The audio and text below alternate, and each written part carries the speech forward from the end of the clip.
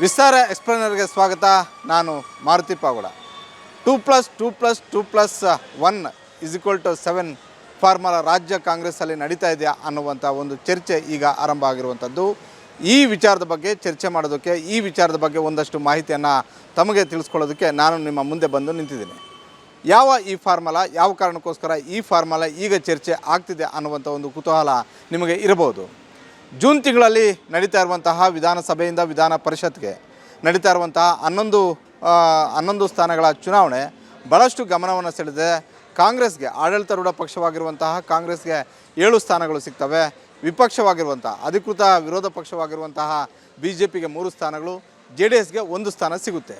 ಈಗ ಭಾಳಷ್ಟು ಪೈಪೋಟಿ ಕಾಣ್ತಾ ಇರುವಂಥದ್ದು ಕಾಂಗ್ರೆಸ್ ಮತ್ತು BJPಯಲ್ಲಿ. ಕಾಂಗ್ರೆಸ್ಗೆ ಸಿಗುವಂತಹ 7 ಸ್ಥಾನಗಳಿಗೆ ಸುಮಾರು 70ಕ್ಕೂ ಅಧಿಕ ಆಕಾಂಕ್ಷಿಗಳು ಇದ್ದಾರೆ.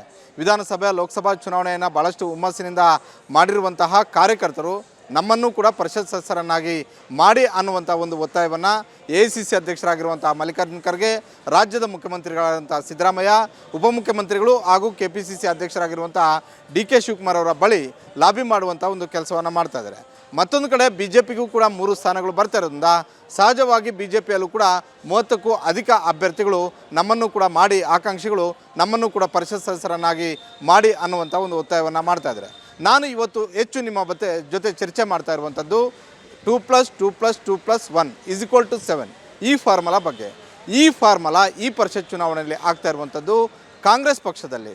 ಕಾರಣ ಇಷ್ಟೇ, ಒಬ್ಬೊಬ್ಬ ನಾಯಕನೂ ಕೂಡ ನನಗೆರಡು ಸ್ಥಾನ ಅನ್ನುವಂಥ ಒಂದು ನಿರ್ಧಾರಕ್ಕೆ ಆ ರೀತಿಯಾದಂಥ ಒಂದು ಒಳ ಒಪ್ಪಂದ ಆದಂತೆ ಕಾಣಿಸ್ತಾ ಇದೆ. ನನ್ನ ಅಭ್ಯರ್ಥಿಯನ್ನು ನೀನು ಟಚ್ ಮಾಡೋದು ಬೇಡ, ನಿನ್ನ ಪ್ರಶ್ನೆಗೆ ನಾನು ನಿನ್ನ ಅಭ್ಯರ್ಥಿಗೆ ನಾನು ಸಮಸ್ಯೆ ಮಾಡೋದಿಲ್ಲ ಅನ್ನುವಂತಹ ಒಂದು ರೀತಿಯಲ್ಲಿ ಚರ್ಚೆಗಳು ಆಗ್ತಿದ್ದಾವೆ ಅನ್ನುವಂಥ ಒಂದು ಮಾಹಿತಿ ಲಭ್ಯ ಆಗಿರುವಂಥದ್ದು. ಹಾಗಾದರೆ ಯಾರ್ಯಾರಿಗೆ ಎಷ್ಟೆಷ್ಟು ಸ್ಥಾನಗಳು ಬರ್ತವೆ ಅನ್ನುವಂತಹ ಒಂದು ಸಣ್ಣ ಕುತೂಹಲ ನಿಮಗೆ ಇರ್ಬೋದು. ಸಿದ್ದರಾಮಯ್ಯವ್ರಿಗೆ 2 ಸ್ಥಾನ, DK ಶಿವಕುಮಾರ್ ಅವ್ರಿಗೆ 2 ಸ್ಥಾನ, AICC ಅಧ್ಯಕ್ಷರಾಗಿರುವಂತಹ ಮಲ್ಲಿಕಾರ್ಜುನ ಖರ್ಗೆ ಅವ್ರಿಗೆ 2 ಸ್ಥಾನ, 1 ಸ್ಥಾನ ಕಾಂಗ್ರೆಸ್ ಹೈಕಮಾಂಡ್ಗೆ. ಬಹುತೇಕ ಹಾಲಿ ಸಚಿವರಾಗಿರುವಂತಹ ಬೋಸರಾಜ್ ಅವರು ಮತ್ತೊಮ್ಮೆ ಪರಿಷತ್ ಸದಸ್ಯರಾಗಿ ತಮ್ಮ ಸಚಿವ ಸ್ಥಾನವನ್ನು ಉಳಿಸ್ಕೊಳ್ಳುವಂತಹ ಎಲ್ಲ ಸಾಧ್ಯತೆಗಳು ಕೂಡ ಇದ್ದಾವೆ. ಈ ಹಿಂದೆ ಯಾರಿಗೂ ಗೊತ್ತಿಲ್ಲದೇ ಇರುವಂತಹ ಒಂದು ರೀತಿಯಲ್ಲಿ, ಎಲ್ಲರಿಗೂ ಕೂಡ ಆಶ್ಚರ್ಯ ಆಗಿರುವಂಥ ಒಂದು ರೀತಿಯಲ್ಲಿ AICCಯಿಂದಲೇ ಅವರು ಪರಿಷತ್ ಸದಸ್ಯರಾದರು, ಸಚಿವರು ಕೂಡ ಆಗಿ ಪ್ರಮಾಣ ವಚನವನ್ನು ಸ್ವೀಕಾರ ಮಾಡಿದರು. ಅಂಥದ್ದೇ ಒಂದು ಫಾರ್ಮುಲಾವನ್ನು ಈ ಬಾರಿ ಬೋಸರಾಜ್ ಅವರು ರೆಡಿ ಮಾಡ್ಕೊಂಡಿದ್ದಾರೆ ಅನ್ನುವಂಥದ್ದು. AICCಯಿಂದಲೇ ಅದಕ್ಕೆ ಗ್ರೀನ್ ಸಿಗ್ನಲ್ ತೆಗೆದುಕೊಳ್ಳುವಂತಹ ಎಲ್ಲ ಸಾಧ್ಯತೆಗಳು ಕೂಡ ಇದ್ದಾವೆ. ಕಾಂಗ್ರೆಸ್ ಹೈಕಮಾಂಡ್ ವ್ಯಕ್ತಿಯಾಗಿ ಪರಿಷತ್ ಸದಸ್ಯರಾಗಿ ಬಹುತೇಕ ಬೋಸರಾಜ್ ಅವರು ಆಗುವಂತಹ ಎಲ್ಲ ಸಾಧ್ಯತೆಗಳು ಇದ್ದಾವೆ ಅನ್ನುವಂಥ ಚರ್ಚೆ KPCC ಮತ್ತು ಸಿದ್ದರಾಮಯ್ಯ ಮತ್ತು DK ಶಿವಕುಮಾರ್ ಬಣದಲ್ಲಿ ಆಗ್ತಾ ಇದೆ. ಹಾಗಾದರೆ ಇನ್ನು ಉಳಿದಂತಹ 6 ಸ್ಥಾನಗಳಿಗೆ ಭಾಳಷ್ಟು ಜನ ಆಕಾಂಕ್ಷಿಗಳಿದ್ದಾರೆ. ಸುಮಾರು 70ಕ್ಕೂ ಅಧಿಕ ಆಕಾಂಕ್ಷಿಗಳು. ಅದರಲ್ಲೂ BL ಶಂಕರ್, VS ಉಗ್ರಪ್ಪ, ಸುದರ್ಶನ್ ಸೇರಿದಂತೆ, PR ರಮೇಶ್ ಸೇರಿದಂತೆ, ರಮೇಶ್ ಬಾಬು ಸೇರಿದಂತೆ, ಇತ್ತೀಚೆಗೆ BJP ಬಿಟ್ಟು ಕಾಂಗ್ರೆಸ್ಗೆ ಸೇರ್ಪಡೆ ಆಗಿರುವಂತಹ KP ನಂಜುಂಡೆ ಆಗಿರ್ಬೋದು, ತೇಜಸ್ವಿನಿ ಗೌಡ ಆಗಿರ್ಬೋದು, ಹಾಗೂ ಕಾಂಗ್ರೆಸ್ ಕಟ್ಟಳುಗಳಾಗಿರುವಂತಹ ಬಹುತೇಕ ನಾಯಕರುಗಳು ನಾವು ಕಳೆದ 2-3 ವರ್ಷಗಳಿಂದಲೂ ಕೂಡ ಪಕ್ಷಕ್ಕೆ ನಿಷ್ಠರಾಗಿ ಕೆಲಸ ಮಾಡಿದ್ವಿ. ಪಕ್ಷವನ್ನು ಸಮರ್ಥವಾಗಿ ಮಾಧ್ಯಮಗಳ ಮುಂದೆ ನಿಂತು, ಮಾಧ್ಯಮಗಳ ಒಳಗಡೆ ನಿಂತು ಚರ್ಚೆಗಳಲ್ಲಿ ಭಾಗವಹಿಸಿದ್ವಿ. ಆ ಕೂಟದಲ್ಲಿ ನಮಗೂ ಕೂಡ ಕೊಡಿ ಅನ್ನುವಂಥದ್ದು. ಮತ್ತೊಂದು ಕಡೆ ಸಮುದಾಯಕ್ಕೆ ಒಂದಾದರೂ ಕೊಡಿ ಅಂತ ಒಂದು ಕಡೆ ಮುಸ್ಲಿಂ ಸಮುದಾಯವು ಕೂಡ ಬೇಡಿಕೆಯನ್ನು ಇಟ್ಟಿದೆ. 2023 ವಿಧಾನಸಭಾ ಚುನಾವಣೆಯಲ್ಲಿ ಕಾಂಗ್ರೆಸ್ ಪಕ್ಷ ಅಧಿಕ ಸ್ಥಾನಗಳನ್ನು ಗೆಲ್ಲೋದಕ್ಕೆ ನಮ್ಮ ಕಾಣಿಕೆ ಜಾಸ್ತಿ ಇದೆ, ನಮ್ಮನ್ನು ಪರಿಗಣಿಸಿ ಅಂತ. ಅದೇ ರೀತಿ ಒಕ್ಕಲಿಗ ಸಮುದಾಯದಿಂದಲೂ ಕೂಡ ಬೇಡಿಕೆ ಇದೆ.